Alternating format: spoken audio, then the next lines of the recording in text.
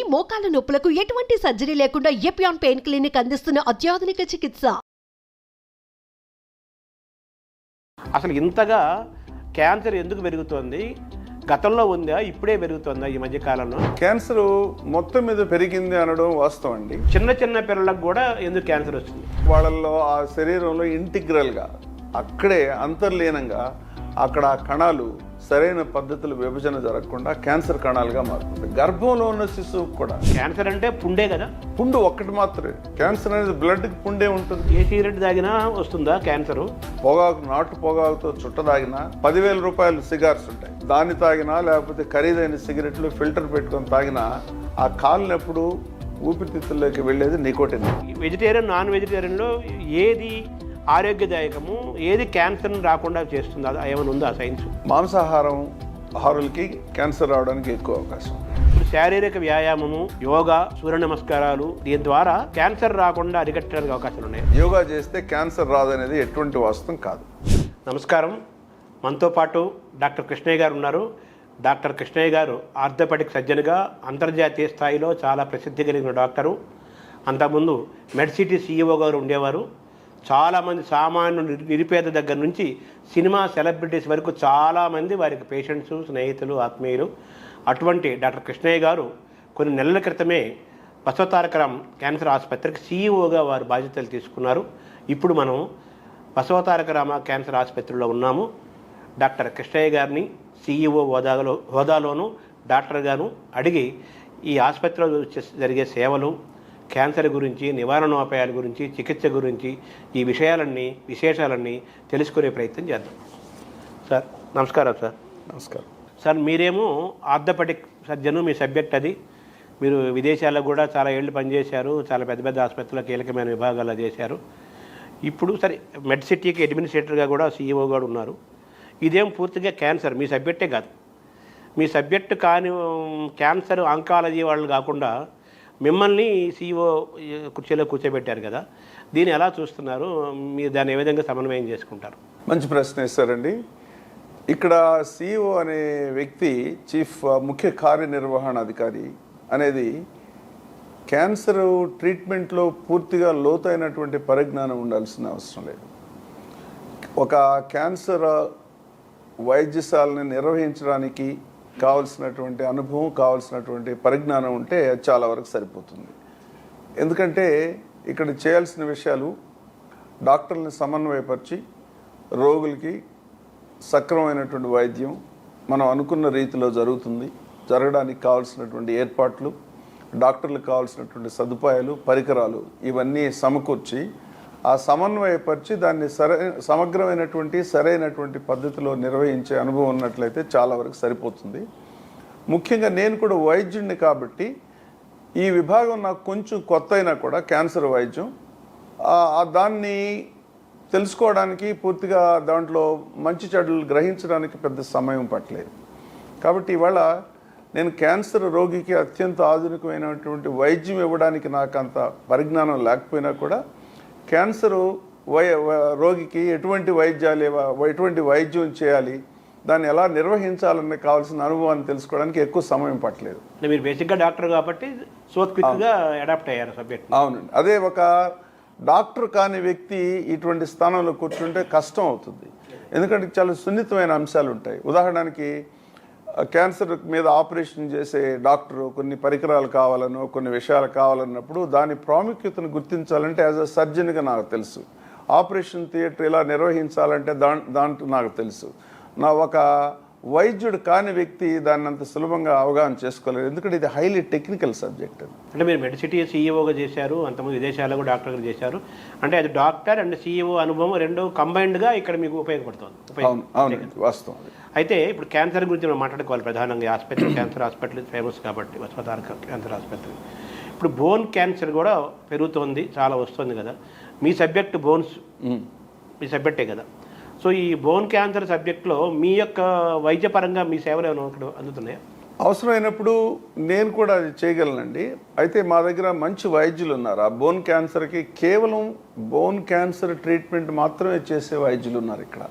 నేను ఒక orthopaedic వైద్యుడిగా cancer కూడా ఒక భాగమే, కానీ క్యాన్సర్ మీద అత్యంత ఆధునికమైనటువంటి ఉన్నతమైనటువంటి పరిజ్ఞానం నాకు లేదు. ఆంకాలజీ వేరే. ఆంకాలజీ దాంట్లో ఒక స్పెషల్ డివిజన్ అది. కాకపోతే గతంలో ఒక యావరేజ్ ఆర్థోపెడిక్ సర్జన్ కూడా అప్పుడప్పుడు క్యాన్సర్కి సంబంధించినటువంటి వైద్యం, ముఖ్యంగా ఆపరేషన్లు చేయడానికి కావాల్సిన పరిజ్ఞానం ఉంటుంది. ఇంతవరకు నా అవసరం ఇక్కడ రాలేదు. కానీ మీరు అడిగారు కాబట్టి చెప్తున్నాను, సుమారు 15 సంవత్సరాల క్రితం నేను ఇక్కడ బోన్ క్యాన్సర్కి సంబంధించిన పేషెంట్కి ఇక్కడికి వచ్చి వైద్యం చేశాను. మీకు పూర్వ బంధం ఉంది ఇక్కడ ఉంది. అప్పుడు ఒక పేషెంట్కి ఇక్కడ cancer doctor, surgical oncologist operation చేయాల్సి వచ్చినప్పుడు బోన్ క్యాన్సర్ కూడా ఉంది కాబట్టి నన్ను పిలిపించారు. అప్పుడు ఆర్థోపెడిక్ పార్ట్ వరకు నేను చేసి ఆ భాగాన్ని పూర్తిగా తొలగించి అందులో కృత్రిమైన భాగం పెట్టాను. ఇప్పుడు ఈ మధ్య ఇక్కడ మీరు సీఈఓగా వచ్చిన తర్వాత ఏమైనా చేశారా అటువంటి? క్యాన్సర్కి సంబంధించినవి చేయలేదు యాజ్ ఇట్ ఈస్గా. కాకపోతే కొన్ని యాంపుటేషన్, ఒక పేషెంట్, ఒక చిన్నపిల్లకి యాంపుటేషన్ అంటే కాలు తొడ వరకు తీసేసినప్పుడు అది సరైన పద్ధతిలో లేనందువల్ల దాన్ని మళ్ళా సవరించి దాన్ని కృత్రిమైన కాలు పెట్టుకోవడానికి కావాల్సినటువంటి ఏర్పాట్లు చేయడానికి కావాల్సిన ఆపరేషన్ అనేది ఈ మధ్య చేయడం జరిగింది. ఇక్కడ నా అవసరం ఇంతవరకు రాలేదు. తర్వాత సార్, మనం క్యాన్సర్ అనేది ఒకప్పుడు నిన్న మొన్నటి వరకు ఒక 30-40 ఏళ్ల క్రితం సుమారు వరకు కూడా 30 ఏళ్ల క్రితం కూడా ఎవరికో చాలా చాలా రేరుగా ఆ మాట వినేవాళ్ళం. ఎవరో 1,00,000 మందికో 10 లక్షల మందికో 1 కోటి మందికో క్యాన్సర్ వచ్చిందంటే అమ్మో క్యాన్సర్ అనే ఒక ప్రత్యేకంగా అనుకునేవాడు. దాన్ని రాసపుండు ఏదో అనేవాడు తెలుగులో పాతకాలంలో. ఇప్పుడు క్యాన్సర్ అనేది ఆయన వెళ్ళిపోయాడంటే మామూలు మొన్నటిదాకా హార్ట్ అటాక్ వెళ్ళిపోయారనో ఏదో వెళ్ళిపోయారని అనుకునేవాడు. ఇప్పుడు అలాగే క్యాన్సర్తో వెళ్ళిపోయారనే మాట ఎక్కువ వినపడుతుంది. చాలామంది చివరి దశలోనూ రకరకాల రూపాల్లో క్యాన్సర్తో వెళ్ళిపోతున్నారు అన్నమాట బాగా వింటున్నాము. క్యాన్సర్ పేషెంట్లు పెరుగుతున్నారు, క్యాన్సర్ యొక్క ఆసుపత్రులు పెరుగుతున్నాయి, ఈ ఆంకాలజీ స్పెషలైజేషన్ పెరిగిపోతుంది. అసలు ఇంతగా క్యాన్సర్ ఎందుకు పెరుగుతోంది? గతంలో ఉందా, ఇప్పుడే పెరుగుతుందా ఈ మధ్యకాలంలో? దానికి కారణం ఏంటి? క్యాన్సర్ మొత్తం మీద పెరిగింది అనడం వాస్తవం అండి. దానికి పలు కారణాలు ఉన్నాయి. ముఖ్యంగా జీవనశైలిలో మార్పు, ఆహారపు అలవాట్లలో మార్పు, ముఖ్యంగా మద్యపానం, ధూమపానం, కొన్ని కృత్రిమంగా చేసినటువంటి అడిటివ్స్ ఉంటాయి. ఆహారం నిల్వ కోసం కానీ అది ఆకర్షణీయమైనటువంటి రంగుల్లో ఉండడం కోసం రకరకాలుగా చేస్తూ ఉంటారు. వాటన్నిటిలో కూడా క్యాన్సర్ కారక పదార్థాలు ఉన్నాయనేది గుర్తించారు. ఇది ఒక కారణం. అలాగే జీవనశైలిలో మార్పు, ఉదాహరణకి శారీరక శ్రమ సరిగ్గా లేకపోవడం, నిద్రలేమి, తీసుకునే ఆహారం, అధిక బరువులు, ముఖ్యంగా డయాబెటీస్, ఇటు చాలా కారణాలు ఉన్నాయి క్యాన్సర్ రావడానికి. ఇవి కాకుండా ఇంకొక ముఖ్యమైన కారణం నా ఉద్దేశంలో, మన దేశంలో క్యాన్సర్ పెరగడానికి పూర్వం దాన్ని గుర్తించే విధానాలు ఉండేవి కాదు. మెడికల్ వ్యవస్థ, మెడికల్ క్యాన్సర్ ఉండేది కానీ పేషెంట్లు ఈ క్యాన్సర్ ఉంది, ముఖ్యంగా కడుపులో భాగాలను గుర్తించడానికి కావాల్సిన స్కానింగ్ విధానాలు అవి ఉండేవి కావు. అది అసలు దృష్టికి వచ్చేదే కాదు. రోగి చనిపోయినా కూడా చనిపోయాడు అనుకునేవాళ్ళు కానీ క్యాన్సర్ వల్ల చనిపోయాడని చెప్పుకునే పరిస్థితి ఉండేది కాదు. అది ఒక కారణం. ఇంకొక ముఖ్యమైన కారణం ఏంటంటే 1950 దశకంలో మనం చూసినట్లయితే భారతీయుడి సగటు వయసు 37 సంవత్సరాలు, ఇప్పుడు 68 సంవత్సరాలు డబల్ అయింది. అందువల్ల ఎప్పుడైతే వయసు పెరుగుతుంటుందో దానికి సమాంతరంగా క్యాన్సర్ వ్యాధి కూడా పెరుగుతుంటుంది. ఉదాహరణకి ఒక 90 సంవత్సరాల వయసు ఉన్న వ్యక్తిలో చూస్తే దాదాపు 50 నుంచి 60% క్యాన్సర్ రావడానికి అవకాశం ఉంటుంది. ప్రాస్టేట్ క్యాన్సర్ అయితే 80% ఉంటుంది 90 సంవత్సరాలు. అయితే అది దానివల్ల జబ్బుగా కనపడవచ్చు, కనపడకపోవచ్చు, అది వేరే విషయం. కానీ ప్రాస్టేట్లో అటువంటి మార్పులు అనేవి జరుగుతుంటాయి. కాబట్టి మనిషి సగటు జీవితకాలం పెరిగే కొద్దీ శరీరంలోని కణాల్లో మార్పులు వచ్చేసి ఆ కణాల్లో రూపాంతరం చెంది మ్యూటేషన్ వచ్చేసి ఈ క్యాన్సర్ అనేది మొదలయ్యేసి అది క్రమేపీ పెరుగుతుంటుంది. కాబట్టి వయసు పెరిగే కొద్దీ క్యాన్సర్ పెరగడం సహజం. నా ఉద్దేశంలో అది ముఖ్యమైన కారణం. ఎక్కువ మంది సమాజంలో ఇప్పుడు 60 సంవత్సరాలు పైబడిన వాళ్ళు ఎవరు వృద్ధులు అనట్లేదు, యంగ్గా ఉంటున్నారు. వృద్ధులు అనడానికి డెఫినేషనే పూర్తిగా మారిపోయింది. 70-80 సంవత్సరాలని కూడా సహజసిద్ధంగా చురుగ్గా ఉండే పరిస్థితులు. కాబట్టి అదొక కారణం. రెండోది అన్డౌటెడ్లీ, దాంట్లో ఎటువంటి సందేహం లేదు, జీవన శైలిలో మార్పులు ఉన్నాయి. అది ఒక ముఖ్యమైనటువంటి కారణం. మూడోది డిటెక్షన్ కూడా ఎక్కువ పెరిగింది. అర్లీ స్టేజ్లోనే క్యాన్సర్ ఉందంటే ఇవాళ మనకున్నటువంటి అధునాతనమైనటువంటి డయాగ్నోస్టిక్ పద్ధతుల ద్వారా చాలా త్వరగా గుర్తించవచ్చు. అందువల్ల ఇన్సిడెన్స్ ఓవరాల్గా పెరిగింది. అంటే మామూలుగా వైద్యం పెరగటము, వైద్య సదుపాయాలు పెరగటం, వైద్య శాస్త్రం పెరగటం, డాక్టర్లు పెరగటం, దాంతోపాటు ప్రజల్లో కూడా వాళ్ళ ఆరోగ్యం పట్ల అవగాహన పెరగటం వల్ల గుర్తించగలుగుతున్నారంట. అవును, ఫ్రీక్వెంట్ చెకప్స్ ఉన్నాయి కదా, ఇప్పుడు మెడికల్ చెకప్స్ అంటారు, రెగ్యులర్ స్క్రీనింగ్ అంటారు. ఇవన్నీ అయినందువల్ల పూర్వం అటువంటి ఏమి ఉండే కాదు. 40 సంవత్సరాలు దాటిన తర్వాత ప్రతి 2 సంవత్సరాలకు ఒకసారి వెళ్ళి బాడీ చెకప్ చేయించుకుంటాం. అందులో ఒక్కోసారి బయటపడుతుంది, ప్రారంభ దశలోనే బయటపడుతుంది. పూర్వం అయితే అది పూర్తిగా ముదిరి బాగా అడ్వాన్స్డ్ స్టేజ్కి వచ్చిన దాకా తెలిసేది కాదు. ఇప్పుడు గుర్తిస్తున్నారు. గుర్తించినందువల్ల వైద్యం సులభతరం అవుతుంది, వైద్యం వచ్చేసి సింపుల్ అవుతుంది, అవుట్కమ్ కూడా బాగుంటుంది. అంటే ఒకప్పుడు అసలు డాక్టర్ దగ్గరికి వెళ్ళటం అనేది చాలా తక్కువ ఉండేది. తర్వాత వెళ్ళినా కానీ ఇన్ని స్పెషలైజేషన్స్, ఇన్ని టెక్నాలజీ ఒకప్పుడు ఉండేది కాదు. అవును, అంతే కదా. వస్తాం. షుగరు, బీపీ ఎటువంటివి లేకుండా చాలా క్రమశిక్షణ కలిగిన జీవన విధానము, జీవన శైలి, ఒక్క ట్యాబ్లెట్ కూడా ఆ రోజు వరకు వేసుకోకుండా జీవించిన వాళ్ళకు కూడా కొంతమందికి రకరకాల వయసుల వాళ్ళు కూడా చివరిలో 2 నెలల్లో 3 నెలల్లో 4 నెలల ముందో ఎప్పుడో మనకు తెలిసి క్యాన్సర్ అని తెలిసి వెళ్ళిపోవడం జరుగుతుంది కదా. దీన్ని ఎలా చూడాలి? ఇది కూడా చాలా చక్కటి ప్రశ్న వేశారండి. అంటే క్యాన్సరు కేవలం కొన్ని కారణాల వల్లే వస్తుందనేది కొంతవరకు తెలుసు మనకి. చాలాసార్లు ఎటువంటి కారకాలు కూడా ఉండవు. ఉదాహరణకి పొగ తాగేవాళ్ళు 100 మంది ఉంటే ఒక 20 మందికో 30 మందికి మాత్రమే క్యాన్సర్ వస్తుంది, మిగతా 70 మందికి ఎందుకు రాదు అంటే ఆ మెడికల్ పరిభాషలో ఏమంటారంటే పొగ తాగితే క్యాన్సర్ రావడానికి అవకాశం ఎక్కువ ఉంటుంది, అంతేగాని పొగతో డైరెక్ట్గా వస్తుంది అనేది లేదు. అలాగే అన్ని విధాల ఆరోగ్యకరంగా ఉన్నా కూడా శరీరంలో ఇందాక నేను చెప్పినట్టు కొన్ని కణాల్లోనే మార్పు వస్తుంది. అంటే ఒక కణం శరీరంలో నిరంతరం వచ్చేసి అక్కడ ఉన్నటువంటి కణాలు విభజన జరిగి పాత కణాలు వెళ్ళిపోతూ ఉంటాయి, కొత్త కణాలు తయారవుతూ ఉంటాయి. ఆ ప్రక్రియలో కొన్ని వందల వేల సార్లు, లక్షల సార్లు కూడా జరుగుతుంటాయి. అలాగా అదే కణం 2గా విడిపోతుంది, 2 మళ్ళీ 4గా విడిపోతుంది, కొన్ని వెళ్ళిపోతాయి, కొన్ని ముందుకు వెళ్తూ ఉంటాయి. ఆ విభజన భాగంలో మ్యూటేషన్స్ జరుగుతాయి. ఎక్కడో చిన్న లోపం, ఆ చిన్న లోపం వల్ల ఆ కణం సరైన పద్ధతిలో వెళ్లకుండా క్యాన్సర్ ఉంటుంది, కణంగా మారుతుంది. దానికి ఎంత ఆధునికమైన వైద్యం, ఎంత ఖరీదైన వైద్యం అయినా కూడా దాన్ని పూర్తిగా నివారించలేదు. అదే స్టేజ్ 1 అంటే అక్కడే ఉంటుంది. అప్పుడు అక్కడికి వెళ్ళి ఈ శస్త్రచికిత్స ద్వారా ఆ భాగాన్ని మాత్రం తీసేయగలిగితే పూర్తిగా నివారణకు కూడా అవకాశం ఉంది. ఇప్పుడు మీరు అన్నారు కదా, ఇందాక 2 మాటలు అన్నారు. గతంలో మన ఇండియన్ యావరేజ్గా వాడు బతికే కాలం 30 ఏళ్ళు పెడితే ఇప్పుడు 60 దాటిపోయింది. 67 ఎంత ఉంది, 67, 68 ఉంది ఇండియన్ యావరేజ్ ఉంది. అంటే ఇప్పుడు ఈ 60 ఏళ్ళ వాళ్ళు 60 ఏళ్ళ కనిపించట్లేదు, ఇప్పుడు 40 ఏళ్ళ వాళ్ళ కనిపిస్తున్నారు, 80 ఏళ్ళ వాళ్ళు 60 ఏళ్ళ కనిపిస్తున్నారు. అయితే నేను అడగాలనుకున్న ప్రశ్న ఏంటంటే, వయసు పెరిగే కొద్దీ 30 నుంచి మన యొక్క మనిషి జీవించే ఇది పెరుగుతూ వస్తుంది. 30, 40, 50, ఇప్పుడు 67, 68కి నేను యావరేజ్ మనుషులు బతికే వచ్చింది. 80, 90 వయసు పెరిగే కొద్దీ క్యాన్సర్ పెరుగుతుంటుంది అన్నారు. బాగుంది. చిన్న చిన్న పిల్లలకు కూడా ఎందుకు క్యాన్సర్ వస్తుంది?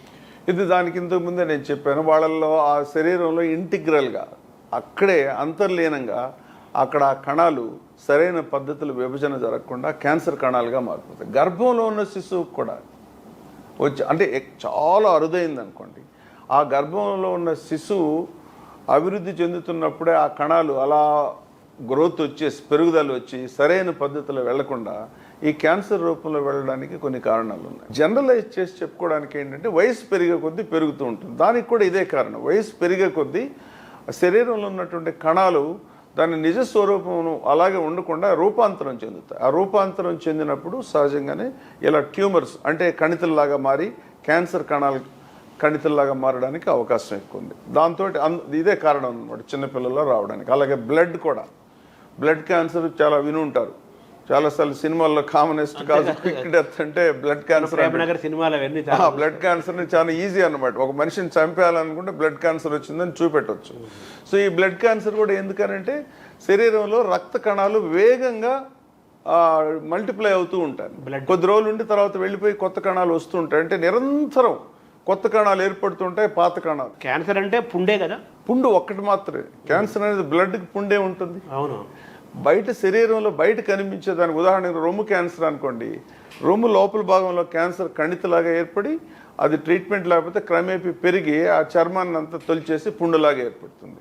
అలాగే కొన్ని చర్మానికి సంబంధించిన క్యాన్సర్లో అప్పుడు పుండులాగా అనిపిస్తాయి. మీరు చెప్పినటువంటి రాచపుండు అనేది పూర్వం లోపల జరిగే క్యాన్సర్లు తెలిసేవి కాదు. ఇది ఒక నా సమాధానం. అదే అప్పుడు లోపల క్యాన్సర్ ఉంటుందనే తెలిసేది కాదు. బయట ఈ పుండులు మామూలుగా మానలేదు కాబట్టి రాచపుండు మానలేదు. ఎందుకు పూర్వం ఏం చేసేవాళ్ళు, చురకల చేత దాన్ని తీయించేవాళ్ళు, ఆ క్యాన్సర్ని కట్ చేసి తీసేవాళ్ళు బార్బర్స్. ఆ చేసినప్పుడు మామూలు పుండు అయితే పోయి మారిపోయేది, కానీ క్యాన్సర్ పుండు మళ్ళా వచ్చేది. అందుకని రాచపుండు. అందుకని రుణ శత్రుశేషాలను ఉంచకూడదు అని కూడా అదొక సామెత కూడా వచ్చింది. రుణాన్ని శేషం ఉన్నదనుకోండి, అది క్రమేపీ మళ్ళీ పూర్వం స్థితికి వస్తుంది అనేది దానికి ఉదాహరణ. ఎందుకంటే క్యాన్సర్ అనేది తీసేసిన పోదు. మన తెలుగు రాష్ట్రాలు ఇప్పుడు మన ఆంధ్రప్రదేశ్ 2 భాగాలు విడిపోయింది కాబట్టి తెలుగు రాష్ట్రాలు అనుకుందాం, ఆంధ్రప్రదేశ్ తెలంగాణ. ఈ తెలుగు రాష్ట్రాల్లో అధికారికంగా ఇప్పుడు ఎంతమంది క్యాన్సర్ పేషెంట్లు ఉంటారు మీకున్న సమాచారం నివేదిక ప్రకారం? ఇది చెప్పడం కష్టం అండి. ఎందుకంటే మనకి అన్ని చోట్ల ఈ ఉన్న రికార్డ్ అంతా క్రోడీకరించి మొత్తం ఒక సెంట్రలైజ్ చేస్తే తప్ప చెప్పలేం. అదే పాశ్చాత్య దేశాల్లో ఉదాహరణకి ఆస్ట్రేలియా తీసుకున్నారనుకోండి, ఆస్ట్రేలియాలో ఆ సంవత్సరంలో ఎంతమంది క్యాన్సర్ వచ్చింది, ఏ క్యాన్సర్లు ఎంతమందికి వచ్చాయని నిర్దిష్టంగా చెప్తారు.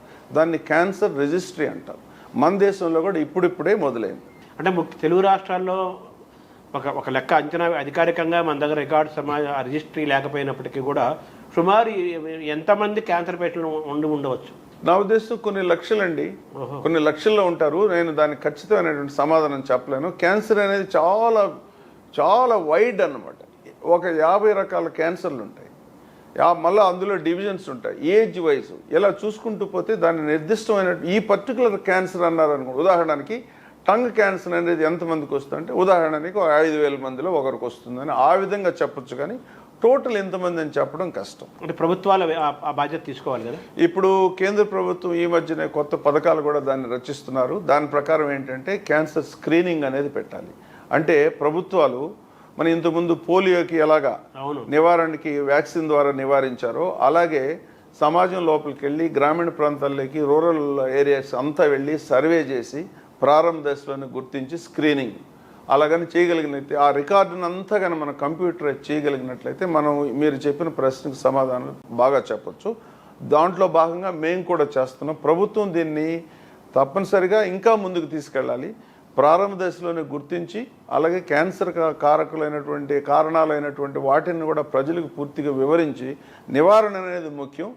నివారణ వీలు కానప్పుడు ప్రారంభ దశలో గుర్తించడం చాలా ముఖ్యం. దానికి ఇవన్నీ కూడా ఉపయోగపడతాయి. ఇప్పుడు మన సినిమా మాల్స్కి వెళ్ళినా, సినిమా థియేటర్లకు వెళ్ళగానే ఆ ప్రారంభంలోనూ ఇంటర్వెల్లోనూ తప్పనిసరిగా ఒక యాడ్ కంపల్సరీగా వస్తుంది. మీరు చెప్పినట్టు పాన్ పరాగు గుట్కాలు దీనివల్ల క్యాన్సర్ వచ్చింది, మా కుటుంబమే నాశనం అయిపోయింది, ఇలా అయిపోయాము అని చెప్పి మనం చూస్తున్నాం. ఆ విధంగా కొంత ప్రసారము కొంత ప్రచారం జరుగుతుంది. అంటే ఉదాహరణకి మీరు చూసినట్లయితే ఈ డాక్టర్స్ ముఖ్యంగా పొగ త్రాగడం వల్ల ఊపిరితిత్తుల క్యాన్సర్ వస్తుంది అనేది నిర్ధారణ అయింది. 1950లోనే నిర్ధారణ అయింది. మొట్టమొదటిసారిగా బ్రిటన్లో ఈ పొగ తాగే వాళ్ళ మీద పరిశోధన చేస్తే క్యాన్సర్ వచ్చిన వాళ్ళలో ఎక్కువ పొగ తాగే వాళ్ళు కనపడ్డారు. డాక్టర్స్ గ్రూప్ మీద చేశారు. ముందు పొగ తాగే డాక్టర్స్ని తీసుకొని వాళ్ళలో ఎంతమందికి క్యాన్సర్ వచ్చింది అని తెలుసుకున్న తర్వాత, ఓహో దీంట్లో పొగలో ఏదో ఉంది, దీంట్లో నికోటిన్ అనే పదార్థం ఉంది, ఇది క్యాన్సర్ కారకులు అని చెప్పేసి అక్కడి నుంచి పూర్తిగా దాని మీద సమగ్రంగా పరిశోధన చేసిన తర్వాత అది నిర్ధారణ అయింది. అయితే ఆ డాక్టర్లు దాన్ని దృష్టిలో పెట్టుకొని, ఉదాహరణకు మీరు ఈ మధ్య గమనించి ఉంటారు, సిగరెట్ ప్యాకెట్ మీద పొగ త్రాగడం ఇంతకుముందు హానికరం అనేవాళ్ళు, ఇప్పుడు ఇంకా దాన్ని ఉధృతిని పెంచి చావుకు కారణం అన్న అంతవరకు ముద్రించేంత క్యాన్సర్ వస్తుంది. క్యాన్సరా పొగాకు తాగడం వల్ల క్యాన్సర్ వస్తుందని, అంటే తాగేవాడికి పూర్తిగా ఈ విషయం చెప్పాలి, ప్రాణహాని ఉంటుందని చెప్పాలి. అంతవరకు ఇవన్నీ కూడా ఏంటంటే ఈ వాలంటీర్స్ వచ్చి ప్రభుత్వం మీరు ఈ విధంగా చర్యలు తీసుకోవాలి. ఇవన్నిటి కారణం ఏంటి, ఇవి క్యాన్సర్ కారకాలు, ఇతరత్ర ఆరోగ్యానికి హానికరాలు అని చెప్పి ఆ తీసుకునే వ్యక్తికి కావాల్సిన సమాచారం ఇవ్వాల్సిన బాధ్యత ప్రభుత్వం తీసుకుంది కాబట్టి అవి చూస్తున్నాం ఇవాళ. ఇప్పుడు బీడీ, సిగరెట్టు, చుట్ట, సిగార్స్ అంటారు. మళ్ళీ ఈ సిగరెట్లో ఫిల్టరు, అందులో చాలా కాస్ట్లీవి, చీప్వి, ఇలా ఇన్ని రకాలు ఉన్నాయి కదా. నిరుపేదలు, గిరిజనులు, అట్లా నిరక్షరాస్యులు వాళ్ళు చుట్టని గొంతు దాకా తీసుకెళ్ళి తాగటం దానివల్ల వస్తుంది అంటున్నారు. కానీ బాగా చదువుకున్న వాళ్ళు, పెద్ద హైలీ ఎడ్యుకేటెడ్ వాళ్ళు కూడా స్టైల్ ఇప్పుడు ఆడవాళ్ళు కూడా సిగరెట్ తాగుతున్నారు. మనం చూస్తున్నాం, దృశ్యాలు చూస్తున్నాం హైదరాబాద్లో. సో మరి ఏ సిగరెట్ తాగినా వస్తుందా క్యాన్సరు? మంచి ప్రశ్న అండి ఇది కూడా. మూడోసారి లోపల ఉండేది అన్నింటిలో వచ్చేసి ఇథైల్ ఆల్కహాలే. అది సారాయి తాగినా లేకపోతే 10,000 రూపాయల బాటిల్ తాగినా ఇథైల్ ఆల్కహాలే. అలాగే శ్రీకాకుళంలో పొగాకు నాటు పొగాకుతో చుట్టదాగిన 10,000 రూపాయలు సిగార్స్ ఉంటాయి. అవును. దాన్ని తాగినా లేకపోతే ఖరీదైన సిగరెట్లు ఫిల్టర్ పెట్టుకొని తాగినా ఆ కాలినప్పుడు ఊపిరితిత్తుల్లోకి వెళ్ళేది నికోటినే. ఆ తాగే విధానంలో కానీ ఆ ఫీలింగ్ కానీ అక్కడ ఉన్నటువంటి అనుభూతిలో మార్పు వస్తుంది, అంతేగాని దాంట్లో ఉండే హానికరమైన పదార్థాలు సేమే. అంటే ఈ ఫిల్టర్ అన్నారు కదా, ఫిల్టర్లో కొంతవరకు ఫిల్టర్ చేస్తుంది అంటారు, అది ఎంతవరకు నిజమో తెలీదు. పూర్తిగా ఫిల్టర్ చేస్తే అసలు తాగడం ఎందుకు? తాగేదే ఆ నికోటిన్ శరీరంలోకి వెళ్ళి కిక్ రావడానికి. మరి దాన్ని తీసేస్తే ఇంక తాగడం ఎందుకు? బెండు కాల్చినట్టు ఉంటుంది కదా, అందుకని పూర్తిగా తీయకూడదు. అది చుట్ట తాగినా 10,000 రూపాయలు సిగారు తాగినా అది ప్రమాదకరమే, క్యాన్సర్ 100% వస్తుంది. 100% తర్వాత మద్యం గురించి కూడా చెప్పారు, మద్యం వల్ల కూడా క్యాన్సర్ వచ్చే అవకాశం ఉంది. మద్యంలో కూడా ముఖ్యంగా లివర్ క్యాన్సర్ రావడానికి అవకాశం ఉంది. మద్యం హానికరాల్లో హాని చేసే చాలా విషయాల్లో క్యాన్సర్ ఒకటి. ముఖ్యంగా లివరు తీసుకున్న మద్యం అంతా లివర్లో దాని మీద పనిచేసి లివరు కృషి చేసి దాన్ని డీటాక్సిఫై చేస్తుంది అనమాట. ఆ ప్రక్రియలో దాని శక్తికి మించి మోతాదుకు మించి ఆల్కహాల్ తీసుకున్నట్లయితే ఒక స్థితికి వచ్చిన తర్వాత లివర్ ఆ పని చేయలేక లివర్ పూర్తిగా ఫెయిల్యూర్ కావడం ఒకటి. లివర్ ఫెయిల్యూర్ చాలా కామన్. కొన్నిసార్లు క్యాన్సర్గా మారడానికి కూడా అవకాశం ఉంటుంది. కళ్ళు వల్ల కూడా క్యాన్సర్ వస్తుందా? కళ్ళులో కూడా ఇథైల్ ఆల్కహాల్ ఉంటుంది, తక్కువ మోతాదులో ఉంటుంది. ఆల్కహాల్ వల్ల ఎటువంటి దుష్ప్రభావం ఉంటుందో కళ్ళులో కూడా అంతే ఉంటుంది. కాకపోతే కళ్ళు అనేది సహజ సిద్ధంగా తయారైనటువంటి ఆల్కహాల్. చెట్లో అది పులిసి అక్కడ ఉన్నట్టు ఏదైనా సరే సింపుల్గా చెప్పాలంటే ఏ కార్బోహైడ్రేట్ తీసుకున్నా అది షుగర్గా మారుద్ది. ఈ షుగర్ని ఫర్మెంట్ చేసినప్పుడు దాంట్లో ఈస్ట్ కలుపుతారు. ఈస్ట్ అనే బ్యాక్టీరియాని కలిపినప్పుడు ఈస్ట్ ఏం చేస్తుందంటే షుగర్ని ఆల్కహాల్ కింద మారుస్తుంది. అందుకని కొన్నిసార్లు సహజ సిద్ధంగా ఫ్రూట్స్ కూడా అలాగే ఉండి పులిసిపోయి ఆల్కహాల్ కింద మారుతాయి. సార్, ఇప్పుడు వైన్ ఆరోగ్యానికి చాలా మంచిది అని కూడా ఈ మధ్య చాలా బాగా చెబుతున్నారు, అది ఎంతవరకు కరెక్ట్? వైన్ మంచిది, విస్కీ చెడ్డది అన్నట్టు ఏం లేదండి. వైన్లో రెడ్ వైన్ మంచిదని ఒక వాదం ఉంది.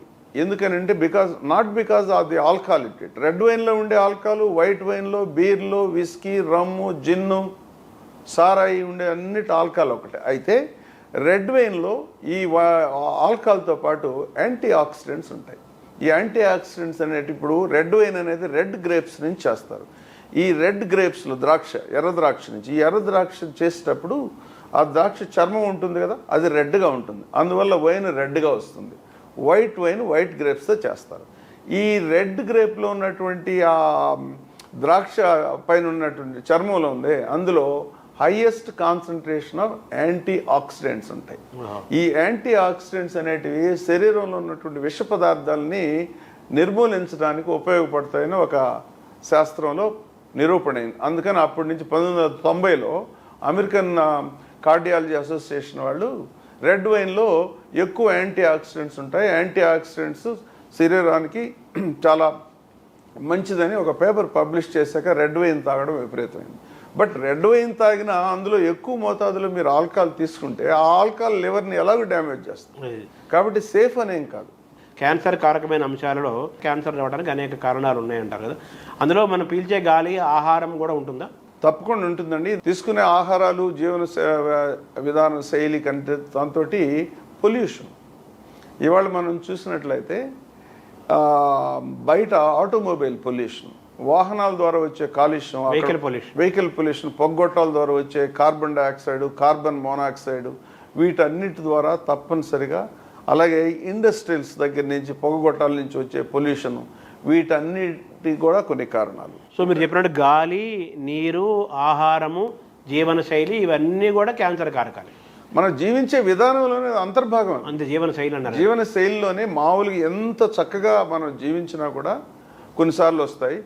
వీటన్నిటిలో మిళితమై ఉన్నాం మనం. కాకపోతే ఎప్పుడు ఆ విచక్షణను ఉపయోగించి, మంచి చెడ్డల్లో అన్నీ ఉంటాయి కానీ మంచి మాత్రం ఎందుకు తీసుకోవాలి, అలాగే ఆహారంలో ఇవన్నీ మన దైనందిన జీవితంలో ఇవన్నీ భాగాలు. కాబట్టి మీరు వీలైనంత వరకు ఆటోమొబైల్ ఈ పొల్యూషన్కి దూరంగా ఉండడం, స్వచ్ఛమైన గాలి పీల్చడం కావాల్సినటువంటి ఏర్పాట్లు చేసుకోవడం, అలాగే మంచి ఆహారం తీసుకోవడం. కృత్రిమంగా తయారు చేసిన ఆహారం వల్ల కూడా ఎక్కువ వస్తుందని, ముఖ్యంగా రకరకాల హార్మోన్స్ కలిపి కృత్రిమంగా విపరీతమైన ప్రొడక్షన్ చేయడం కోసం చేసినటువంటి ఆహార పదార్థాలు కానీ, అలాగే వెజిటబుల్స్, కూరగాయలు, ఆకుకూరలు లాంటివి కృత్రిమ పద్ధతుల ద్వారా వీటన్నిటికి కూడా ఏదో ఒక రకమైన క్యాన్సర్కి సంబంధం ఉంది అనేది ఇవాళ వాస్తవం. అది వెజిటేరియన్, నాన్ వెజిటేరియన్లో ఏది ఆరోగ్యదాయకము, ఏది క్యాన్సర్ని రాకుండా చేస్తుంది? అది ఏమైనా ఉందా సైన్స్? చాలా వరకు ఉందండి.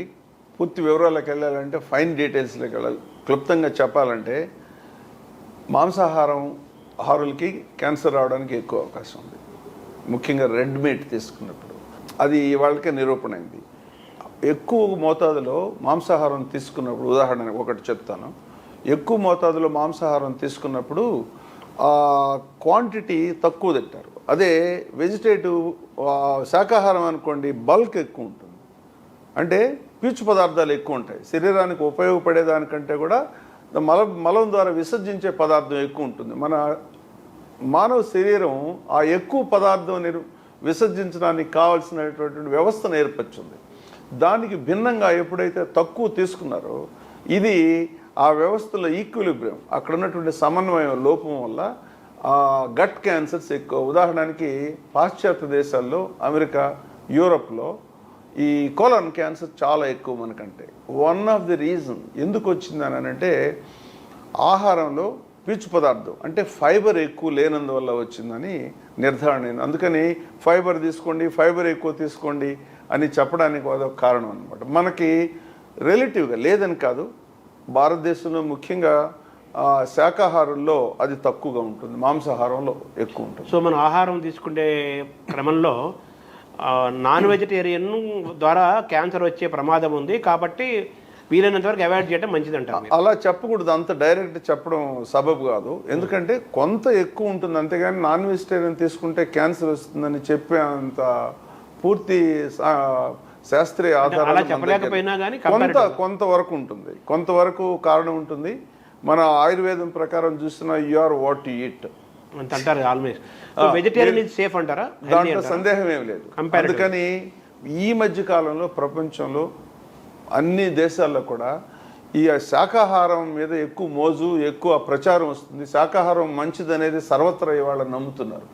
దాంట్లో ఎటువంటి అనుమానం లేదు, అది నిజం కూడా. ఇప్పుడు శారీరక వ్యాయామము, యోగా, సూర్య నమస్కారాలు, ధ్యానము, ఉపాసన, ఈ మార్గాల ద్వారా, అంటే ఇది మెంటల్ అండ్ ఫిజికల్ ఎక్సర్సైజ్లు, దీని ద్వారా క్యాన్సర్ రాకుండా అరికట్టడానికి అవకాశాలు ఉన్నాయి. అంటే ఇవి శారీరక అలవాట్లలో ఇంప్రూవ్మెంట్ ద్వారా ఇండైరెక్ట్గా కొంత ఉండొచ్చేమో, కానీ ఇప్పుడున్న సమాచారం ప్రకారం అయితే శాస్త్రీయంగా దీనికి ఎటువంటి ఆధారం లేదు. యోగా చేస్తే క్యాన్సర్ రాదనేది ఎటువంటి వాస్తవం కాదు. అలాగే శారీరక వ్యాయామాలు, శ్రమలు, ఆహారపు అలవాట్లు తీసుకుంటే ఆరోగ్యం మెరుగ్గా ఉంటుంది అనడంలో ఎటువంటి సందేహం లేదు. కానీ పూర్తిగా ఇది నిరంతరం ఇది చేసే వాళ్ళ క్యాన్సర్ వచ్చిన వాళ్ళు ఉన్నారు కదా. సరే, మన బసవతారక రామ క్యాన్సర్ హాస్పిటల్, ఈ కేంద్రం, ఇది హాస్పిటల్ మరియు రీసెర్చ్ సెంటర్ కూడా కదా. ఇది ఇందులోకి వస్తే మీకు మామూలుగా సంవత్సరానికి ఎంతమంది పేషెంట్లు వస్తుంటారు? ఇక్కడ రావడం ఎక్కువ మంది ఈ హాస్పిటల్లో ఎంచుకుంటున్నారా? మన తెలుగు వాళ్ళు ముఖ్యంగా, మిగతా రాష్ట్రాల నుంచి వస్తున్నట్టుంది. ఇక్కడ జరిగే సేవలు ఏంటి? ఇక్కడ రావడం వల్ల క్యాన్సర్ పేషెంట్లకు వచ్చే లాభం ఏంటి? వాళ్ళు ఏ విధంగా క్యూర్ అయ్యి బయటకు వెళ్తున్నారు? ఎంతమంది మరణం దాకా వెళ్లకుండా మామూలుగా ఆరోగ్యంతో బయటకు వెళ్తున్నారు? మాకు పోయిన సంవత్సరం దాదాపు 80,000 మంది మా హాస్పిటల్కి వచ్చారండి అవుట్ పేషెంట్ ద్వారా. అలాగే ప్రతి సంవత్సరం సుమారు 8,000 మందికి ఆపరేషన్ చేస్తాం, క్యాన్సర్కి సంబంధించిన ఆపరేషన్లు. వీళ్ళందరూ రకరకాల స్టేజ్ల్లో వస్తూ ఉంటారు. ప్రాథమిక స్టేజ్లో కనుక వస్తే అద్భుతమైనటువంటి వైద్యం, నివారణ, అంటే ఇంక దాన్ని పూర్తిగా రాకుండా ఇంక రాదు అని చెప్పే పరిస్థితి కూడా వస్తుంది. కొన్నిటిని అదుపులో పెట్టవచ్చు, కొన్ని పూర్తిగా నయం చేయొచ్చు, కొన్నిటిని చేయలేము, ఇలా ఉంటుంది. అయితే ఈ హాస్పిటల్ ఎందుకు ఉభయ తెలుగు రాష్ట్రాల్లో బాగా ప్రాచుర్యం పొందిందంటే, ఇది లాభాపేక్షలు అనేటువంటి హాస్పిటల్, ట్రస్ట్. ఇక్కడ వచ్చినటువంటి డబ్బుని ఎవరు తీసుకెళ్లరు. అందువల్ల పేషెంట్కి ఏది అవసరమో అంతవరకు మాత్రమే చేస్తారు. ఎక్కువ చేసి ఎక్కువ సంపాదన అనే ధోరణి ఈ హాస్పిటల్కి లేదు. అలాగే అత్యంత ఆధునికమైనటువంటి వైద్యం అతి తక్కువ ధరలో అందించే వ్యవస్థ ఉన్నది ఇక్కడ. అలాగే ఆరోగ్యశ్రీలో వచ్చిన, తక్కువ డబ్బు కట్టగలిగే స్థితిలో వచ్చినా, కొంతమంది ఏమి కట్టలేకపోయినా, ఆరోగ్యశ్రీ లేకపోయినా కూడా ఏదో ఒక రూపంలో రకరకాల డొనేషన్స్ ద్వారా ఉన్నటువంటి వ్యవస్థని ఇక్కడే కాస్త కోస్త మిగిలిన డబ్బు ద్వారా వాళ్ళందరికీ కూడా వైద్యం చేస్తాం. డాక్టర్లందరూ కూడా లాభాపేక్ష లేకుండా చూస్తారు. ఎందుకంటే డాక్టర్స్ ఎవరు కూడా ప్రైవేట్ ప్రాక్టీషనర్స్ కాదు. ఇక్కడ వాళ్ళు నెలసరి జీతం తీసుకొని చేసేవాళ్ళు కాబట్టి ఎక్కువ మందులు రాసినంత మాత్రాన వాళ్ళకి ఏమి రాదు. కాబట్టి ఈ వ్యవస్థ అనేది చాలా సాధారణంగా స్వచ్ఛంగా ఉన్నటువంటి వ్యవస్థ. అందరూ కూడా నిబద్ధతతో పనిచేస్తారు కాబట్టి ఇక్కడికి వస్తారు. ఇంకోటి, మాకు కొత్త కొత్త ఎక్విప్మెంట్ అవి కావాలంటే మేము దాతలు కొన్నిసార్లు ఇస్తూ ఉంటారు. ఆ దాతల ద్వారా స్వీకరించి ఎప్పటికప్పుడు మా దగ్గర ఉన్నటువంటి పరికరాలని ఆధునీకరించుకోవడం, కొత్త కొత్తవి కొనుక్కోవడం. ఆ విధంగా ఇక్కడ లభించే వైద్యం ఏ కార్పొరేట్ హాస్పిటల్కి కూడా తీసిపోని రీతిలో ఉంది. అత్యంత ఆధునికమైనటువంటి వైద్యాన్ని అతి తక్కువ ఖర్చుతో అందించాలనేదే మా హాస్పిటల్ యొక్క వ్యవస్థాగత మొదట ఉన్నటువంటి ప్రమోటర్స్ అందరూ కూడా వాళ్ళ ధ్యేయం అది. ఆ ధ్యేయం ప్రకారం ఇవాళ కూడా నడుస్తూ ఉంటాం. ఇక్కడికి వచ్చే పేషెంట్లు, క్యాన్సర్ పేషెంట్లు ఆరోగ్యం కుదుటపడి మామూలుగా మనుషులుగా జీవించిన వాళ్ళు, ఆరోగ్యాన్ని కుదుటపడి వెళ్ళిన వాళ్ళు, క్యాన్సర్ నయం చేసుకుని వెళ్ళిన వాళ్ళు ఎంత % ఉంటారు? 80,000 చాలా మంది ఉంటారండి. ఈ 80,000 మందిలో చాలా క్యాన్సర్స్ పూర్తిగా క్యూరబుల్ ఉంటాయి. ఉదాహరణకి క్యాన్సర్ సర్వైవల్ డే అని అప్పుడప్పుడు పెట్టి, ముఖ్యంగా అతి క్లిష్టమైన క్యాన్సర్ వ్యాధి నయమైన వాళ్ళంతా తీసుకొచ్చి అందరికీ భరోసా కల్పించడానికి వాళ్ళందరికీ చేత చెప్పిస్తుంటారు ప్రతి సంవత్సరం కూడా క్యాన్సర్ సర్వైవల్ డే అని. అలాగే కొన్ని ముఖ్యంగా రొమ్ము క్యాన్సర్కి సంబంధించి ప్రారంభ దశలో వస్తే దాన్ని ఆ ట్యూమర్ని పూర్తిగా తీసేసి తర్వాత మందుల ద్వారా దాన్ని పూర్తిగా నయం చేసే పరిస్థితులు చాలా ఉన్నాయి ఇక్కడ. ఇప్పుడు నేను చెప్పేది ఏంటంటే, ఇవాళ క్యాన్సర్కి అత్యంత ఆధునికమైన వైద్యం అందుబాటులో ఉంది.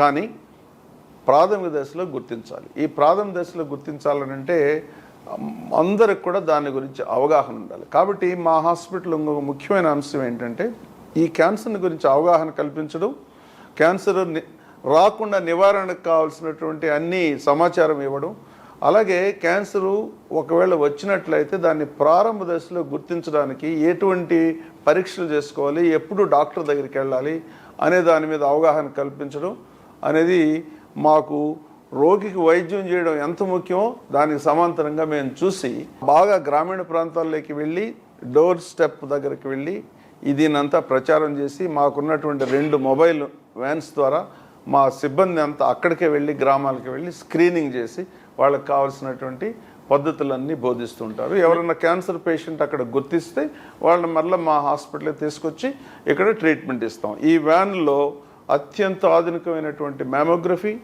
ఎక్స్రే, అల్ట్రాసౌండ్ ఇవన్నీ కూడా అక్కడే ఉంటుంది. అందులో 2 వ్యాన్లు కూడా 2 దాతలు ఇచ్చారు.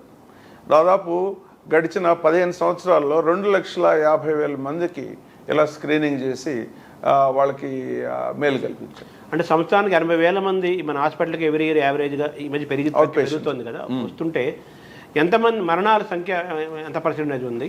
పర్సంటేజ్ నేను చెప్పలేనండి. ఈ 80,000 మంది కూడా క్యాన్సర్ ఉన్నవాళ్ళే.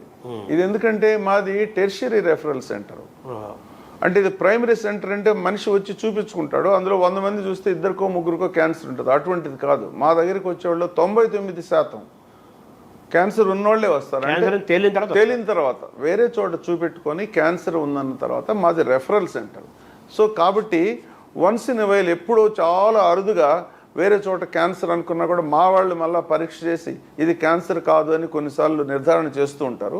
అది 1% అనుకోవచ్చు. 99% ఈ 72,000 మందిలో 99% క్యాన్సర్ ఉన్నవాళ్ళే. అంటే ఇతను మరణాలు తక్కువ ఉంటాయా ఎలా అది అడుగుతున్నారు? అది స్టేజ్ని బట్టి ఉంటుందండి కొన్ని. అందుకనే ఆ మరణాలు తప్పనిసరిగా చాలా మంది చనిపోతూ ఉంటారు, మా హాస్పిటల్లోనే చనిపోతూ ఉంటారు. అంటే లాస్ట్ స్టేజ్లో వచ్చారు.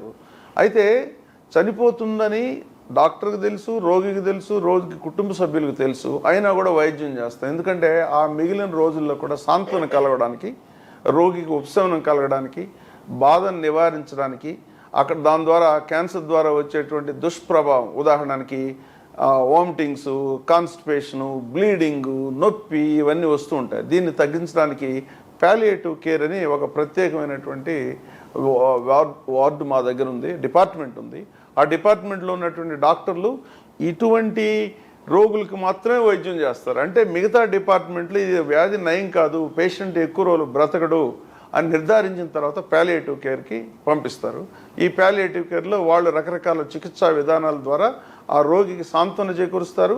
అలాగే వాళ్ళకి కావాల్సినటువంటి మానసిక స్వాంతన పేషెంట్కి కానీ రోగి యొక్క బంధువులను కూడా ఓదార్చాల్సినటువంటి అవసరం ఉంది. కాబట్టి దానికి కావాల్సిన సైకాలజిస్టులు, సోషల్ వర్కర్స్ అందరూ కూడా కలిపి ఒక బృందంలాగా వీళ్ళకి వైద్యం అందించే సదుపాయం ఉంది. అంటే వీళ్ళు గ్యారంటీ చనిపోతారు అని కొన్ని రోజుల్లోనే నెలల్లోనే వెళ్ళిపోతారు అనుకున్న వాళ్ళకి ఈ ప్యాలియేటివ్ కేర్ ద్వారా వాళ్ళకి ఎటువంటి కష్టము మానసికంగాను శారీరకంగా ఎటువంటి కష్టం లేకుండా సుఖంగా వాళ్ళ ప్రాణం పోయే వాతావరణాన్ని ఇక్కడ మీకు ఉంటుంది. ఆ చివరి రోజుల్లో బాధతోటి నిరంతరం సఫర్ కాకుండా ఉండడానికి కావాల్సినటువంటి చికిత్సా విధానాన్ని ప్యాలియేటివ్ కేర్ అంటారు. చాలా అద్భుతమైనటువంటి విధానం, ఆధునిక విధానం కదా. ఇది ఖరీదైందా లేకపోతే అందరికి అందుబాటులో ఉంటుందా? ఇది అందరికీ అందుబాటులో ఉంటుందండి. కొన్నిసార్లు ఫ్రీగా కూడా చేస్తాం. మా దగ్గర కొంతమంది పేషెంట్స్ వచ్చి క్యాన్సర్ చివరి స్టేజ్కి వచ్చింది, ఎండ్ ఆఫ్ ది రోడ్ వచ్చేసింది, అయినా కూడా విపరీతమైన నొప్పులు ఉంటాయి, బాధ భరించలేకుండా ఉంటారు. వాళ్ళ కోసం ఒక ఫండ్ కూడా క్రియేట్ చేశాం. ఇప్పుడు మాలో క్యాన్సర్ అనగానే క్యాన్సర్ వచ్చిందంటే గ్యారెంటీగా వీళ్ళు పోతారు, చచ్చిపోతారు అనే వాస్తవం కాదు. నిన్న మొన్నటి దాకా ఉండేది, ఇప్పుడు అది అవసరం లేదంటారా? అస్సలు అవసరం లేదు. ఇప్పుడు క్యాన్సర్ అనేది తప్పనిసరిగా క్యూరబుల్ ఫస్ట్ సెంటర్. అయితే దానికి చాలా కండిషన్స్ ఉంటాయి. కండిషన్స్ అప్లై అంటారే, అంటే ఏ స్టేజ్లో ఉంది, ఏ ఆర్గాన్ క్యాన్సరు, ఆ క్యాన్సర్లో ఒకే ఆర్గాన్లో రకరకాలు ఉంటాయి. ఉదాహరణకు థైరాయిడ్లో తీసుకుంటే థైరాయిడ్లో ఒక స్టేజ్లోనే 4 రకాల క్యాన్సర్స్ ఉంటాయి. ఒక క్యాన్సరు చాలా మృదువైందని చెప్పొచ్చు, అంటే అదేం పెద్ద హార్మ్ఫుల్ కాదు, పేరు క్యాన్సరే కానీ గంగిగోవ లాంటి క్యాన్సర్ అది. ఇంకోటి స్టేజ్ 1లో ఉన్న కూడా అది మహా ఉధృతంగా ఉంటుంది అది. అట్లా ఆ రకరకాల క్యాన్సర్లు ఉంటాయి, రకరకాల ఆర్గాన్లో ఉంటాయి. ఇప్పుడు బ్రెయిన్లో క్యాన్సర్ అనుకోండి, దాన్ని ఆపరేషన్ చేసి వెంటనే తీసేయలేరు, ఎందుకంటే బ్రెయిన్ టిష్యూని తీసేయలేరు. అట్లా దానికి అంత సింపుల్గా చెప్పండి అటువంటి పరిష్కారం లేదు. మన బసవతారక క్యాన్సర్ ఈ కేంద్రం ద్వారా క్యాన్సర్ రాకుండా ఉండటానికి, ఒకవేళ క్యాన్సర్ వస్తుందా రాదా తెలుసుకోవటానికి, వివిధ దశలు తెలుసుకోవడానికి, వీటన్నిటికీ మీరు ఏమన్నా ఒక ప్రచారము ఏదన్నా చేస్తున్నారా? ప్రచారం మేము వైద్యాన్ని గురించి ప్రచారం మేము చేసుకోండి, అది మా పాలసీ. కాకపోతే క్యాన్సర్ నివారణకి ఇందాక నేను చెప్పినట్టు క్యాన్సర్ నివారణకి మార్గాలు, క్యాన్సర్ స్క్రీనింగ్కి మార్గాలు అన్నీ కూడా మా కార్యకర్తలు, మా సిబ్బంది 2 రాష్ట్రాలని మొత్తం అక్కడికే వెళ్ళి అక్కడికి ప్రచారం చేస్తారు. అలాగే మా వెబ్సైట్లోకి వెళ్ళి చూసినా కూడా త్వరలో దాన్ని ఇంకా ఎక్కువ చేస్తాం. వెబ్సైట్లోకి వెళ్ళినా కూడా ఏ క్యాన్సర్ కారకులు ఏంటి, తర్వాత ఏ విధంగా, ఉదాహరణకి ఒక స్త్రీ అనుకోండి రొమ్ము క్యాన్సర్ రోజు తనకై తను పరీక్ష చేసుకుంటే ఏదైనా చిన్న కణితి తెలిసిందనుకోండి, బిగినింగ్లోనే ప్రారంభ దశలోనే వెళ్ళి డాక్టర్ చూపించుకోగలిగితే అది పూర్తిగా నయం అవుతుంది. దాన్ని గుర్తించడం ఎలాగా, ఇటువంటి విధానాలన్నీ కూడా చెప్పాలని ఆకాంక్ష, అవేర్నెస్ని. కాబట్టి త్వరలో దీన్ని చాలా ఇంకా బాగా విశాలంగా తీసుకెళ్ళి cancer prevention and cancer screening అనేది ఒక పెద్ద డిపార్ట్మెంట్ని క్రియేట్ చేయాలని నా కోరిక. త్వరలో దాన్ని చేస్తాం. తీసుకెళ్ళి మొత్తం క్యాన్సర్ రహిత కాకపోయినా కూడా క్యాన్సర్కి కావాల్సినటువంటి సమాచారంలో లోపం లేదు అన్నట్టు చేయాలనేది మా కోరిక. అంటే ప్రపంచంలో క్యాన్సర్ అన్ని దేశాల్లో పెరుగుతోంది. The best advanced cancer hospitals అంటే ది నెంబర్ 1 ఏది? ఈ హాస్పిటల్ ఏ స్టేజ్లో ఉంది, ఏ స్థాయిలో ఉంది? నెంబర్ 1 ప్రపంచంలో ఎండి ఆండర్సన్ అని అమెరికాలో హ్యూస్టన్ నగరంలో ఉంది. అద్భుతమైంది. ఎంత అద్భుతమైందంటే చాలా ఉన్నాయి వాళ్ళ స్టాటిస్టిక్స్. ఉదాహరణకి పోయిన సంవత్సరం 60 కొత్త క్యాన్సర్ డ్రగ్స్ కనుక్కుంటే 30 వాళ్ళ హాస్పిటల్లోనే కనుక్కున్నారు. పోతే బసవతారకం హాస్పిటల్ అనేది భారతదేశంలో 2-3 స్థానాల్లోనే ఉన్నాం. కొన్ని విషయాల్లో నెంబర్ 1గా కూడా ఉన్నాం. భారతదేశంలో నీతి ఆయోగ్ అనేది ఒక ప్రతిష్టాత్మకమైనటువంటి సంస్థ. మాది బెస్ట్ ట్రస్ట్ క్యాన్సర్ హాస్పిటల్ అని మమ్మల్ని సర్టిఫై చేశారు. నీతి ఆయోగ్ అంటే పూర్వ రూపంలో ప్లానింగ్ కమిషన్. అలాగే కొన్ని సంస్థలు సర్వే చేసి, ఉదాహరణకి హెడ్ అండ్ నెక్ క్యాన్సర్ ట్రీట్మెంట్లో మాది నెంబర్ 1, అలాగే పీడియాట్రిక్ దాంట్లో నెంబర్ 2, అలాగే బోన్ మ్యారో ట్రాన్స్ప్లాంట్స్లో దక్షిణ భారతదేశంలో 1-2 స్థానాల్లోనే ఉన్నాం. ఇవి కాకుండా 2 ఉభయ రాష్ట్రాల్లో European society for medical oncology అనే సంస్థ మా ఒక్క హాస్పిటల్ మాత్రమే గుర్తించింది, దానికి కావాల్సినట్టు ఇలా ఉన్నాయని. ఇంకోటి ఇండియన్ క్యాన్సర్ సొసైటీ మా ఒక్క హాస్పిటల్ని గుర్తించి ఆర్థిక సహాయం కావాలంటే మా ఒక్క హాస్పిటల్కి మాత్రమే ఇస్తుంది, మిగతా ఏ హాస్పిటల్కి ఇవ్వదు. సర్టిఫైడ్ అనమాట. ఇట్లా చాలా మైల్ రాళ్ళే సాధించాము. సుమారు 100 పడకలతోటి 20 సంవత్సరాల నుంచి మొదలుపెట్టి ఇవాళ 650 పడకల స్థితికి ఎదిగాము. అలాగే మీకు తెలిసే ఉంటుంది, ఉభయ తెలుగు రాష్ట్రాల్లోనే కాకుండా చుట్టుపక్కల రాష్ట్రాల్లో కూడా క్యాన్సర్ అని అంటే మొదట గుర్తొచ్చేది బసవతారకం హాస్పిటల్. ముఖ్యంగా పేదలు, దిగువ మధ్య తరగతి చెందిన వాళ్ళందరూ కూడా ఇక్కడికి వెళ్తే సరైన వైద్యం, తక్కువ ఖర్చుతోటి దొరుకుతుంది అనేటువంటి ఒక భరోసా కల్పించారు, విశ్వాసం కలిగింది. విశ్వాసం. అంటే భారతదేశంలో క్యాన్సర్ ఇన్స్టిట్యూట్స్ అందామా, హాస్పిటల్లో కేంద్రాల్లో కొన్నిట్లో 1వ స్థానంలో, కొన్నిట్లో 2వ స్థానంలో, కొన్ని 3వ స్థానంలో ఈ ఆసుపత్రి అన్ని కలిపి అన్ని విషయాల్లో కూడా దాదాపు టాప్ 5లో ఉన్నామండి. మా కోరిక ఏంటంటే వచ్చే 5 సంవత్సరాల్లో అన్నిట్లో నంబర్ 1గా ఉండాలనే దానికి కావాల్సినటువంటి మార్గాలన్నీ వేస్తున్నాం. ఇందాక మీరు ప్రపంచంలో నెంబర్ 1 దాకా హాస్పిటల్ చెప్పారు కదా, ప్రపంచంలో ఈ హాస్పిటల్ ఎక్కడ ఉంది? అంటే ఇప్పుడు రేటింగ్ ప్రపంచంలో కొన్ని విషయాల్లో మేము గుర్తించదగిన స్థానంలో ఉన్నాము. అంటే టాప్ 10 లోపలనే. అంటే ఏ విషయాల్లో అన్న బట్టి ఉంటుంది అనమాట. ఇప్పుడు ఒక దానికి రేటింగ్ ఇవ్వాలని అంటే రేటింగ్ ఏజెన్సీ కొన్ని విషయాలు తీసుకుంటుంది. Number of patients, parameters, A type of operations చేస్తున్నారు, అక్కడ ఉన్నటువంటి వైద్యులు ఎలా ఉన్నారు, ఎటువంటి రీసెర్చ్ జరుగుతుంది, ఎటువంటి కార్యక్రమాలు జరుగుతాయి, వీటన్నిటిని బట్టి రేటింగ్ నిర్ణయిస్తారు. ఏదేమైతేనే గ్లోబల్ స్టాండర్డ్స్ త్వరలోనే ఇప్పుడు ముఖ్యంగా నేను ఇక్కడ రావడానికి కూడా ఏంటంటే నా కోరిక ఏంటంటే వచ్చే 5 సంవత్సరాల్లోనే 5-10 సంవత్సరాల్లో ప్రపంచ స్థాయిలో మనం కూడా టాప్ 10లో మనం కూడా ఒకరుగా ఉండాలి. బసవతారకం క్యాన్సర్ ఇన్స్టిట్యూట్ అనేది ఒక మా బోర్డు మెంబర్స్ కానీ మా చైర్మన్ బాలకృష్ణ గారు వీళ్ళందరి కోరిక కూడా అంత ఉన్నతమైన స్థితికి తీసుకెళ్లాలని మా అభిలాష. దాన్ని తప్పనిసరిగా సాధించి తీరుతాం. ఇక్కడ పనిచేసే డాక్టర్లు కానీ మీరు కానీ స్థాపించిన వాళ్ళు కానీ దీన్ని ఒక ఏదో డబ్బులు చేసుకునేదేనో లేకపోతే వేరే మిగతా వైద్యశాల కాకుండా ఒక చారిటీ తోటి ఒక మానవతా దృక్పథంతో అన్ని రకాల వాళ్ళకి, చిన్నవాళ్ళకి, పేదవాళ్ళకి, మధ్యతరగతి వాళ్ళకి అందుబాటులో ఉండేటట్టుగా ఇక్కడ చికిత్స జరుగుతుంది అంటున్నారు కదా. అలాగే దీంతో పాటు సమానంగా రీసెర్చ్ జరుగుతోంది. చాలా టెక్నాలజీ కూడా మోస్ట్ అడ్వాన్స్డ్ టెక్నాలజీ ఉంది. భారతదేశంలో 1, 2, 3లో ఉన్నారు, ప్రపంచంలో కూడా పోటీ పడే పరిస్థితులు ఉన్నారు కదా. ఇవన్నీ కావాలంటే డబ్బులు కావాలి, నిధులు కావాలి. మరి ఆ నిధులు ఎక్కడి నుంచి తెస్తున్నారు? తప్పకుండానండి. ఒక మంచి కార్యక్రమం అనేది మనం పూనుకున్నట్లయితే నిధులు తప్పనిసరిగా వస్తుందనేది నా ప్రగాఢమైన విశ్వాసం అండి. ఇప్పటికే గొప్ప గొప్ప కార్యక్రమాలు చేస్తున్నాం కాబట్టి చాలామంది దాతలు ముందుకు వచ్చి మాకు చేయూతనిస్తున్నారు. భవిష్యత్తులో ఇంకా ఈ డొనేషన్స్, ఫిలాంథ్రఫీ ఇవన్నీ బాగా వచ్చి మాకు చేయూతను ఇవ్వగలిగినట్లయితే, ప్రభుత్వం కానీ చేయూతనగా ఇవ్వగలిగితే ఇంకా ముందుకెళ్తాం. ప్రస్తుతానికైతే ఎక్కడ ఎటువంటి లోపం లేకుండా ఎవరికి తీసిపోని విధంగా అత్యంత ఆధునికమైనటువంటి చికిత్సను మేము అందించగలుగుతున్నాం. అంటే గతంలో 100ల్లో ఉన్న పడకలు ఇప్పుడు వేలల్లోకి పెరిగింది కదా. ఈ సముదాయం, ఈ ప్లేస్ సరిపోతుందా? సరిపోదు. దీన్ని మనం ఎక్స్పాండ్ చేయాలనే ప్లాన్స్ ఉన్నాయి. అలాగే త్వరలో విజయవాడలో కూడా ఒక నూతనమైనటువంటి హాస్పిటల్ని నిర్మాణం చేసి అక్కడ ఉన్నటువంటి వాళ్ళకి ఇంత దూరం ప్రయాణం చేయాల్సిన అవసరం లేకుండా అక్కడే వైద్యాన్ని అందించాలని కోరిక కూడా, ఆలోచన కూడా మా బోర్డు మెంబర్స్, చైర్మన్ గారు దాన్ని చాలా సునిశ్చితంగా పరిశీలిస్తున్నారు. దాన్ని కావాలని అందరి కోరిక. త్వరలో అమరావతిలో ఉంటుందా? అమరావతిలోనే ఉంటుందని. అమరావతిలో ప్రస్తుతానికి ప్రభుత్వం మాకు కొంత స్థలం ఇచ్చింది. అక్కడ హాస్పిటల్ నిర్మించాలనే దానికి మేము ప్రస్తుతం ఆ ఏర్పాట్లో. ఈ స్థాయిలో ఉంటుంది అక్కడ కూడా? ఇంతకంటే ఎక్కువ స్థాయిలో ఉంటుంది. అక్కడ నిర్మించబోయే ఆసుపత్రి ప్రపంచ స్థాయిలో ఉంటుంది. అది ఎప్పటికీ సిద్ధమవుతున్నారు? అంటే ఇప్పుడు మొదలు పెడితే 2-3 సంవత్సరాల్లోనే ప్రారంభం అవుతుంది. అలాగే దాన్ని ఒక దశల వారీగా దాన్ని నిర్మాణం చేసి ప్రపంచ స్థాయి ఆసుపత్రి చేయాలనేది మా కోరిక. మీరు నాకు ఎప్పటి నుంచో తెలుసు, మామూలుగా మీరు చాలా ఎథిక్స్ ఉన్న వ్యక్తి, తర్వాత వైద్యం ద్వారా డబ్బులు సంపాదించాలి అనే ఉద్దేశం ఉన్న వ్యక్తులు కాదు. మీరు ఒక హ్యూమన్ టచ్తో ఉంటారు. ఒకరికి ఇవ్వటమే కానీ మీకు తీసుకోవడం తెలియదు, అది కూడా నాకు తెలుసు.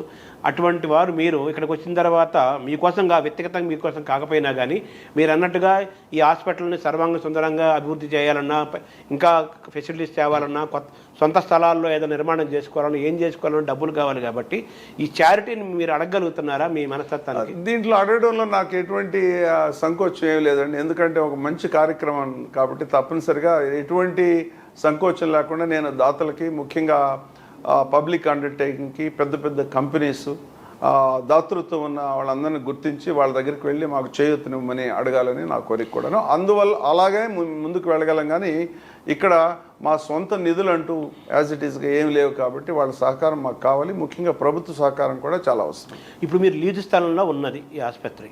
మీరు త్వరలో అమరావతిలో, ఆంధ్రప్రదేశ్లో ప్రత్యేకంగా ఇంతకంటే అడ్వాన్స్లు చేస్తామంటున్నారు. ఇప్పుడు పెరుగుతున్న నేపథ్యంలో లీజులో ఉన్న ప్లేస్ నుంచి మీరు సొంత ప్లేస్లోకి స్థలం తీసుకొని సొంతంగా నిర్మాణం చేసే అవకాశం ఉంటుందా? ప్రభుత్వ సహకారం ఏమైనా? ఆంధ్రప్రదేశ్లో అయితే పూర్తిగా సొంత స్థలం అండి. తెలంగాణలో కూడా అదే ఆలోచనలు ఉన్నాం. ప్రభుత్వం కూడా మాకు ఇప్పుడున్నటువంటి ప్రభుత్వం చాలా ఉదారమైనటువంటి మనసుతోటి మాకు చేయూతనివ్వడానికి ఆసక్తి చూపెట్టారు. కాబట్టి వాళ్ళ సహాయ సహకారాలు తీసుకొని తప్పనిసరిగా ఆ విధంగా చేయాలనేది మాకు. ఇంకో స్థలంలో ఎక్స్పాన్షన్ చేసుకునే అవకాశం ఉందా తెలంగాణలో కూడా? తప్పకుండా ఉందండి. ఆ విధంగా ముఖ్యమంత్రి గారు కూడా చాలా ఉదారంగా మమ్మల్ని ఆశీర్వదించి మేము చేస్తున్న మంచి కార్యక్రమాన్ని గుర్తించి మాకు సహాయం చేయడానికి వారు ముందుకు వచ్చారు. కాబట్టి వారి సహాయ సహకారాలు తప్పనిసరిగా తీసుకొని దీన్ని ఇంకా విస్తరించి ఎక్కువ మంది రోగులకి సేవలు చేయాలనేది మా కోరిక. తెలంగాణ ముఖ్యమంత్రి రేవంత్ రెడ్డి దృష్టికి ఈ స్థలం గురించి, డెవలప్మెంట్ గురించి ఆయన దృష్టి తీసుకెళ్లారు? వారికి తెలుసు అండి, దీని గురించి పూర్తిగా తెలుసు. అందుకని మేము మాకు లీజ్ కావాలని అడిగినప్పుడు వారు ఎటువంటి ఒక్క క్షణం కూడా ఆలోచించకుండా వెంటనే ఎంతో గొప్ప మనసుతోటి వెంటనే దాన్ని శాంక్షన్ చేసి అమలు జరిగేటట్టు చూడగలిగారు. థ్యాంక్ యూ డాక్టర్ గారు. నమస్కారం.